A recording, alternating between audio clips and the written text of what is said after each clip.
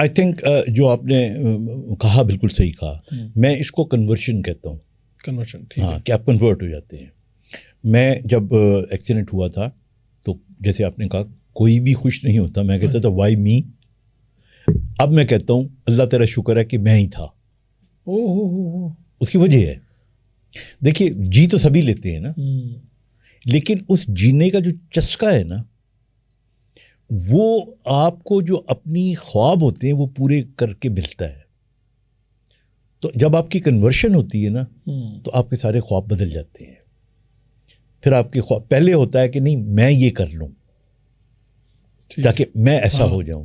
پھر آپ کا خواب ہو جاتا ہے کہ میں اگر یوں کر لوں تو اس کے خواب پورے ہو جائیں گے. مطلب مجھے کچھ جتانے کی ضرورت نہیں ہے, نہ میں کبھی اس پہ بولتا ہوں, تو I am a very ordinary person.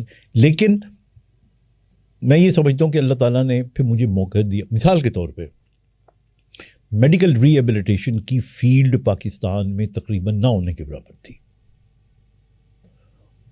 میں اس فیلڈ میں آیا, میں بجائے کارڈیالوجسٹ بننے کے یا کوئی اور فیلڈ میں جانے کے, میں نے میڈیکل ری ایبلیٹیشن کو انٹروڈیوس کیا پاکستان میں. کیا کیسے, آپ بڑے حیران ہوں گے, یہ فیلڈ ہی نہیں تھی.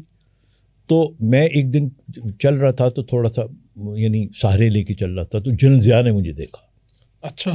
تو انہوں نے دیکھا تو انہوں نے اشارہ کیا. ہی was a very warm hearted person. ٹھیک ہے. تو مجھے کہنے لگے کہ جوان کیا ہوا. تو میں کہتا میرا ایکسیڈنٹ ہوا تھا.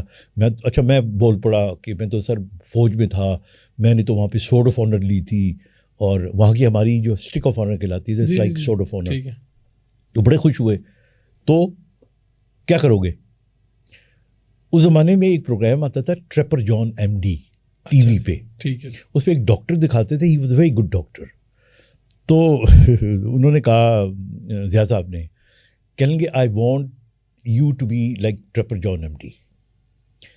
تو میں کہ سر یس آئی ول, لیکن میری ایک شرط ہے, اور میری شرط یہ ہے کہ جس چیز میں میں اسپیشلائز کر رہا ہوں, کیونکہ اس کی فیلڈ نہیں ہے پاکستان میں, تو میرے باپ کو تو بہت سارے پیسے دے کے مجھے انگلینڈ بھیجنا پڑا تھا تاکہ میں کچھ ٹھیک ہو جاؤں.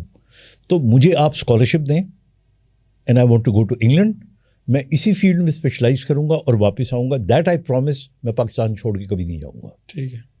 تو وہ آپ کو پتہ ہے بڑے ذرا جیسا فوجی ہوتے ہیں, انہوں نے اسی وقت اپنے اے ڈی سی کو جو ساتھ کھڑا تھا ٹولڈ ہم اس کو 3 مہینے کے اندر اندر انگلینڈ بھیجو.